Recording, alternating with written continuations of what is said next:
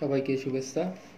তো এখন আমি যেটা নিয়ে মূলত আপনাদের সাথে কথা বলবো সেটা মূলত গতবার ভিডিওতে আমরা দেখেইছিলাম যে হার্ডওয়্যার বেস প্রোগ্রামটা, যেটা মূলত র প্রোগ্রাম। আর আজকে আমরা দেখাবো গ্রাফিক্যাল ইউজার ইন্টারফেস, যে এটা ওয়েব অ্যাপটা, সেটা কন্ট্রোল অ্যাপটা, সেটা মূলত ডিজাইন করার। তো এখানে যেটা আছে মূলত আমার যে এই যে আমার সেই ওয়েব অ্যাপটা আমি মূলত আপনাদেরকে দেখাচ্ছি। তো এখানে যে বিভিন্ন সিনট্যাক্স আছে, এই সিনট্যাক্সের মাধ্যমে আমার মূলত এটি কার্যক্রম সম্পাদিত হয়। তো যেমন আমি এখানে মেইন পেজ যে এইচটা আছে আমি আপনাদেরকে এই যে দেখাচ্ছি, এটা আমি যখন পুরোপুরি সিলেক্ট করে কপি করে দেব, কপি করার পর যখন আমি ভিএস কোডের মধ্যে পেস্ট করে দেব, তখন দেখেন যে এখানে কি পরিবর্তনটা হয়। যেমন আমি এখানে যে এইটা আছে যে হেক্সা যে সিনট্যাক্সটা, এটা আমি প্রথমে রিমুভ করে দিই, কারণ এটা পুরোটাই এটা হেক্স ফাইলে কনভার্ট হয়ে যায়। তাই মূলত এখানে যে এইটা আছে স্ট্রিং নোট কনভার্ট হয়েছে, না হলে তো ESP8266 এটা ওয়েব অ্যাপ ইন্টারফেস দেখাতে পারবে না। তারপরে আমি এটাকে একটু রিফ্রেশ করি, দেখুন।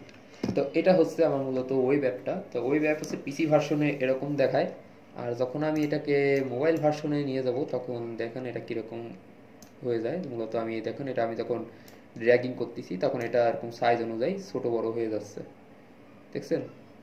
এই যেরকম ছোট বড় হয়ে যাচ্ছে। তো এখানে যে ফাংশনগুলো যে HTML, আমি মূলত এখানে HTML ও CSS এর মাধ্যমে এটি ডিজাইন করি। তো প্রথমে আমার যে টাইটেলটা, এই যে টাইটেল মূলত এই হচ্ছে টাইটেল, এটা টাইটেল হচ্ছে ESP8266 ট্যাঙ্ক কন্ট্রোলার। তারপরে আমার এটা যেহেতু আমি যে মাউস দিয়ে এতক্ষণ যে ড্র্যাগিং করলাম এর মাধ্যমে যে ছোট বড় করছিলাম, সেভাবে আমার ব্যাকগ্রাউন্ডগুলো তারপরে অ্যালাইনগুলো যেভাবে পরিবর্তন হয়েছিল, এই জন্য এই সিনট্যাক্স হচ্ছে এটা ইনিশিয়াল স্কেলে যে সিনট্যাক্সটা, এটা আমার দিতে হবে। তারপরে আমার যে স্টাইলের মধ্যে মূলত যে HTML এর যে CSS যে এইটা ইনক্লুডেড, ওটা মূলত স্টাইল ট্যাগের মাধ্যমে দেওয়া হয়। স্টাইলের মধ্যে যে HTML আর বডি। এখনও আমি আরেকটা সিনট্যাক্স ইউজ করছি, হোয়াইট থাকবে 100%, হাইট থাকবে 100%, অর্থাৎ ডিসপ্লের সাপেক্ষে। তারপরে বডি হচ্ছে আমার এই পুরোটা যে বডিটা, এটা মূলত এই যে মার্জিন, প্যাডিং, তারপরে ফন্ট ফ্যামিলি, তারপরে ব্যাকগ্রাউন্ড কালার, ব্যাকগ্রাউন্ড কালার পুরোটা আমি ব্ল্যাক করছি, যেহেতু এটা ব্ল্যাক বর্ডার আছে তাই পুরোটা ব্ল্যাক করার পর এটা মিশে গেছে।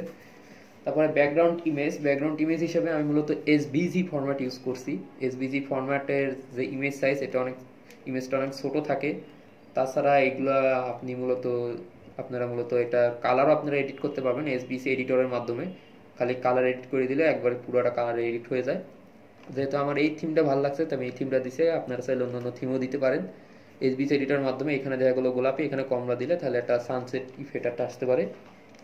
তো আমি এখানে এই ইফেক্টটাই আমার ভালো লাগছে তাই আমি এটা দিছি। এটা মূলত টোটাল বডির যে CSS স্টাইলটা, এটা ব্যাকগ্রাউন্ড সাইজ কভার, এগুলো আপনারা জানেনই। আর বক্স হচ্ছে, বক্সের পজিশন আমি মূলত অ্যাবসোলুটে রাখছি। অ্যাবসোলুট না রেখে আমি যদি পুরো আপ বা ডাউন রাখি, এটা মূলত এক কর্নার অন্য কর্নারে মানে অন্যরকম দেখাতো। তাই অ্যাবসোলুট পজিশনটাই এর জন্য মূলত পারফেক্ট মনে হয়েছে আমার কাছে। তারপরে এখানে যেটা আছে যে আমি এখানে ট্রান্সপারেন্ট করার জন্য যে সকল সিনট্যাক্স ইউজ করা যায় আমি এগুলো ইউজ করছি। তারপরে ব্যাকগ্রাউন্ড আমি ব্লার করার জন্য ব্যাকড্রপ ফিল্টার যে ব্রা ইফেক্ট, এটা আমি ইউজ করছি। এগুলো মূলত CSS সিনট্যাক্স।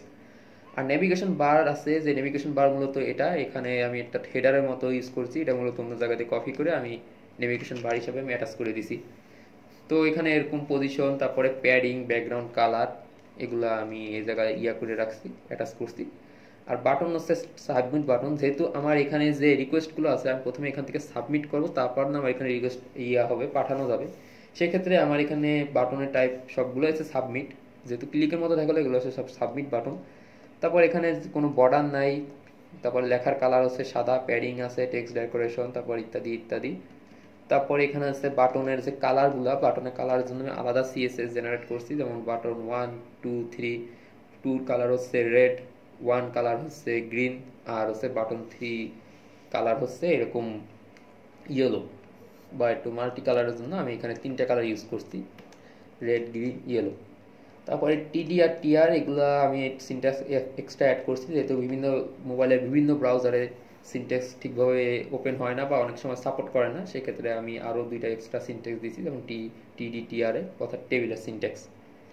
এখানে আমার স্টাইল ট্যাগ শেষ হলো, এবার আমার হেড ট্যাগও শেষ হয়ে গেল ওখান থেকে। এবার হচ্ছে বডির মধ্যে আমার যেগুলো আছে, বডির মধ্যে আমি মূলত প্রথমে যেটা করে নিলাম সেটা হচ্ছে তো প্রথমে আমি এই সবগুলো টেবিলের উপর একটা টাইটেল বসাইছি, যেমন এখানে টাইটেল আছে, টাইটেলের সবগুলোর রং সাদা। টাইটেলে বা হেডারও বলতে পারেন, যে এখানে হেডার H1 H2 H3 যেভাবে দেওয়া যায় আমি সবগুলো H1 H2 H3 এর মাধ্যমে আমি সব টেক্সট সাইজ টাইজ করে আমি মূলত বসাইছি। তারপরে এখান থেকে আমার একটা নেভিগেশনের যে ট্যাগটা সেটাও আমার কমপ্লিট হয়ে গেল, অর্থাৎ এটা নেভিগেশন ট্যাগ না, এটা মূলত নেভ ট্যাগের মাধ্যমে দেওয়া হলো। যেমন আমাদের এখানে দেখাই এই যে ESP8266 RC ট্যাগ, এটা তো যেহেতু উপরে যে ইটা আছে এই অনুযায়ী আর কি, যে যেহেতু আমরা জানি যে HTML একটি স্ট্রাকচারাল ল্যাঙ্গুয়েজ, এটা কোনো ডিজাইন ভালোভাবে ক্রিয়েট করতে পারে না, CSS এর সাহায্য, CSS উপরে আর এখানে বডির মধ্যে এখন সব আমি গঠন করতেছি, মানে টোটাল বডির মধ্যে। তারপর এখানে আমার যে ক্লাস বক্স ক্লাসটা, যে বক্স ক্লাসটা আছে একটু হচ্ছে আমার সেই বক্স ক্লাস, সেখানে আমার আরেকটা ট্যাগ নিতে হবে, যেহেতু আমার ফ্রম মেথড পোস্ট, যেহেতু আমি পোস্ট অ্যাকশনের মাধ্যমে আমি আমার এইগুলো যে লোডগুলো নিয়ন্ত্রণ করি, সেখানে আমার ফ্রম ট্যাগ ইউজ করতে হবে। এই যে ফ্রম শুরু, এই যে ফ্রম শেষ, এই পুরো টেবিলটা কন্টেন্ট হচ্ছে ফ্রম ট্যাগের মাধ্যমে কমপ্লিট হচ্ছে। তারপর টেবিল, এখানে টেবিলের যে হেডার, এই টেবিলের ট্যাগ আছে, যে টেবিল শুরু আর এটা হচ্ছে টেবিল শেষ। তারপর হচ্ছে টিআর টিডি আছে, যেমন এখানে টিআর ট্যাগ শুরু হওয়ার পরে এখানে আছে টিডি, তারপরে টিডি হওয়ার পরে 1 2 3, মানে মূলত আমার এখানে 3টি কলাম আকারে আর রো হচ্ছে সিঙ্গেল রো আকারে আছে, সেখানে আমার টিআর টিডি আমি সেইভাবে অ্যাটাচ করছি। তারপরে আরেকবার হচ্ছে টিআর টিডি, অর্থাৎ এই সেকেন্ড রো যেখানে আছে, এই যে সেকেন্ড রো, এখানে কলাম 1টা 2টা যাই হোক, এখানে কন্টেন্ট হচ্ছে 3টা, মানে 3টা কলাম আছে, সেই ক্ষেত্রেও আমার এখানে একইভাবে আমি বসাইছি। যেহেতু আমার এখানে আমি আপনাদেরকে একটু দেখাই যে এখানে টাইপ কন্টেন্টটা মূলত কীরকম আছে। তো এখানে আছে বাটন ক্লাস, মূলত বাটনের রং সিলেক্ট করার জন্য, টাইপ হচ্ছে সাবমিট, যেহেতু আমার এটা সাবমিট বাটন সেইভাবে আমি এটা ক্রিয়েট করছি। আর ভ্যালু হচ্ছে 13, যেহেতু আমার স্ট্রিংয়ের মান হচ্ছে 1314 অফ 34, যেটা মূলত মাইক্রো কন্ট্রোলারের সি প্রোগ্রামের স্ট্রিংয়ের ভেরিয়েবলের সাথে মিলতে হবে, না হলে লোড নিয়ন্ত্রণ হবে না, সেক্ষেত্রে আমি ওইভাবে করছি। আর আমার এখানে যে ডিসপ্লের যে ইটা, যেটা কীভাবে দেখাবে, একটি অ্যারো চিহ্নের মতো দেখাবে, সেই অ্যারো চিহ্নের মতো দিছি। আর তারপর আমার এখানে বাটন সিনট্যাক্সটি শেষ হলো, ওই যে বাটন সিনট্যাক্সটি শেষ হলো, এভাবে মূলত দিলাম। আর এখানে যে টেবিলগুলো আছে, একটা টেবিল, এখানে আরেকটা টেবিল আমি ক্রিয়েট করছি। এই টেবিলটা মূলত হচ্ছে দুইটি এলিমেন্ট থাকবে, দুটি আর সিঙ্গেল এলিমেন্ট হিসাবে, যেটি মূলত এই যে ফায়ার গান, স্টপ ফায়ার, তারপর on light control 1, light off, press for siren, siren মানে হচ্ছে ওই এই শব্দ হবে আর কি অ্যাম্বুলেন্সের মতো। এগুলো আমি মূলত টেবিল ট্যাগের মাধ্যমে এখানে স্থানান্তর করছি একই নিয়মে। আর তারপর আছে ফ্রম রিকোয়েস্ট শেষ হয়েছে, যেটি পুরোটা টেবিল কন্টেন্টটাই একটি সাবমিট ফর্মের মাধ্যমে আমার এই পোস্ট রিকোয়েস্টের মাধ্যমে যে আমার লোডগুলো নিয়ন্ত্রণ করবে, সেক্ষেত্রে আমি এগুলো সবই ফ্রম রিকোয়েস্টের মাধ্যমে, ফ্রম ট্যাগের মাধ্যমে অ্যাড করছি।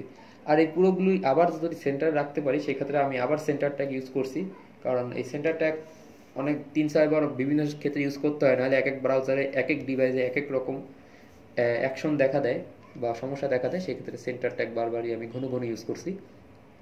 তারপরে ডিআইভি যে এটা আছে, যে ডিআইভি ট্যাগটা ইউজ করা হয় মূলত এই যে বক্স ক্লাসের জন্য, যে ডিআইভি ট্যাগ শেষ হলো আর বডিটাও শেষ হলো, টোটাল বডিটা আমার শেষ হয়ে গেল, সেক্ষেত্রে বডি হ্যাশ ব্যাকস্ল্যাশ বডি, তারপর এখানে আছে ব্ল্যাক স্ল্যাশ HTML, টোটাল HTMLটা আমার টাইটেল ইনক্লুডেড শেষ হয়ে গেল।